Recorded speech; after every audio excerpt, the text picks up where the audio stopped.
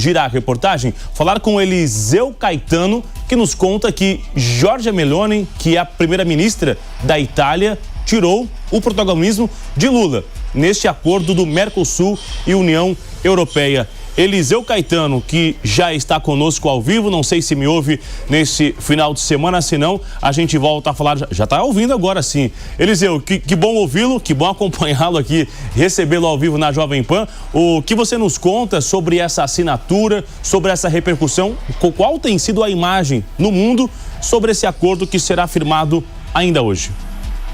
Oi, Bruno, muito boa tarde para você e para todos que acompanham o Fast News no início da tarde deste sábado aqui na programação da Jovem Pan. A gente fala ao vivo, direto dos Estados Unidos, por aqui ainda amanhã, viu? 10 horas da manhã com 7 minutos na costa leste do país. Temperatura de momento no sul da Flórida, não se engane por esse sol, viu? 16 graus Celsius, manhã de sábado geladinha por aqui, mas um tempo gostoso, né? Saindo um pouco daquele calorão habitual do Sunshine State, viu? Agora, antes de eu ir para essa notícia da Milei, eu tenho que te desejar parabéns, viu, Bruno?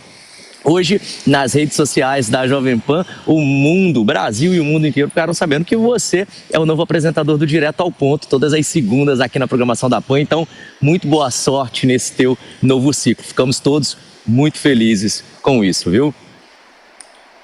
Agora vamos para essa notícia, né? Porque a gente segue acompanhando, como a nossa repórter estava lá em Brasília, sobre sobre Meloni, Giorgia Meloni, e toda essa situação envolvendo esse acordo que ainda não saiu entre Mercosul e União Europeia. Eu trago informações de bastidores, viu, Bruno? Porque a primeira-ministra da Itália, Giorgia Meloni, foi decisiva, segundo as fontes às quais eu conversei aqui nos Estados Unidos e também lá na Itália, para mudar quem apareceria politicamente como protagonista da assinatura desse acordo comercial entre a União Europeia e o Mercosul.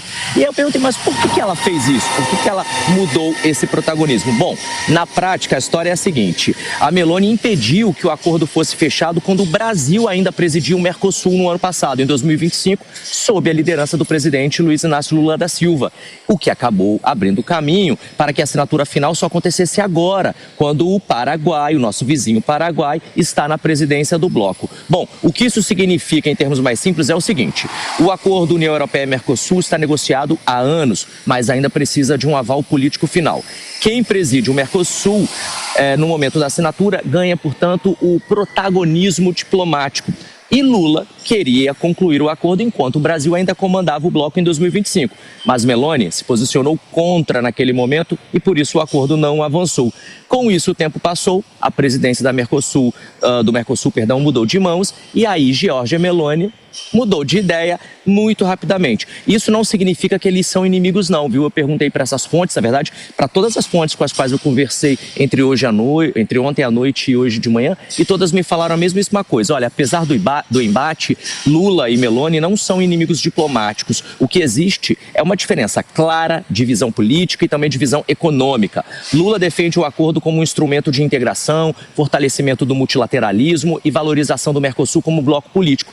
Já a Meloni, ela é da direita, né, conservadora lá na Itália, tem como prioridade proteger os agricultores europeus, responder à pressão interna de sindicatos rurais e manter um discurso nacionalista na política econômica dela. Ou seja, o conflito ele não é pessoal e nem ideológico, pelo menos não diretamente, entre Brasil e Itália, mas sim um choque de interesses internos e também de time político.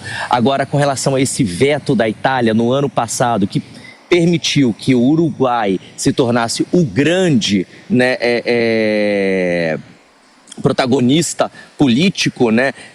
Com relação a isso, eu peguei de informação o seguinte: ela, no ano passado, chegou até a afirmar publicamente que o acordo era prematuro e que não poderia avançar sem ajustes que garantissem aí a proteção ao setor agrícola europeu. E aí, como decisões desse tipo exigem um consenso lá dentro da União Europeia, a posição italiana foi o suficiente para travar o acordo naquela ocasião, para travá-lo politicamente, impedindo que a assinatura ocorresse durante a cúpula do Mercosul, que no ano passado foi sediado aí no Brasil. Aí, 3 semanas depois, Meloni mudou de discurso e passou a apoiar aí o avanço do acordo. Nesse intervalo, porém, a presidência do Mercosul já tinha mudado de mãos para Santiago Peña, presidente do Paraguai. Daqui a pouco falei Uruguai, desculpa, Paraguai. Resultado político, Lula perdeu a chance de assinar o acordo como anfitrião. E o Paraguai passou a ser o protagonista da etapa final. E aí, por isso, segundo essas fontes, Luiz Inácio Lula da Silva fez aquele evento ontem no Rio de Janeiro, Bruno. A ideia do governo do Brasil foi passar para o mundo uma ideia de que nós lideramos esse acordo até aqui, acordo esse que durou 26 anos, né, para chegar nessa posição final, e eles não queriam abrir mão disso. Então, beleza, vai até acontecer um lá no Paraguai, mas aqui também nós faremos o nosso.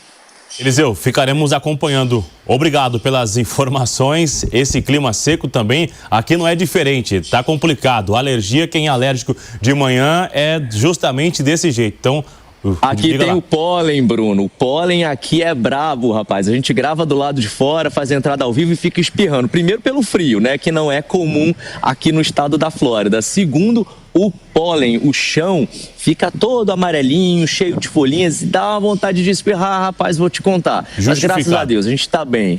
Fique em paz, tá tudo certo, a gente se fala logo mais. Seguimos aqui, vamos repercutir então sobre essa reunião, esse acordo, essa assinatura que vai acontecer em alguns minutos e nós vamos acompanhar aqui ao vivo. A gente recebe inclusive o nosso analista desse final de semana, Luiz Augusto Durso. Que bom recebê-lo aqui, excelente final de semana. Quero ouvir a sua análise em relação a este evento que Lula realizou ontem no Rio de Janeiro e escolheu não ir no evento oficial neste final de semana. O que representa essa ausência do presidente Lula? Bruno, boa tarde a você, a todos que nos acompanham no Fast News aqui na Jovem Pan. Olha, Bruno, nós estamos em 2026, ano de eleição, e esse tipo de acordo mundial, comercial, né, União Europeia, Mercosul, é muito importante para o mundo e para o Brasil, para os países envolvidos. É uma baita vitória a se vender em ano eleitoral. E a partir do momento em que se teve esse desacelerar das coisas por parte principalmente da Itália, em razão de uma preocupação local, né, dos produtores locais, etc., o que é normal quando isso vem no sentido da preocupação de um acordo comercial, de livre comércio, etc., mas deve ser superado, porque se a gente olhar sempre o resultado final é positivo, então a gente tem que apoiar esse tipo de iniciativa. Isso fez com que o governo Lula perdesse o protagonismo, né?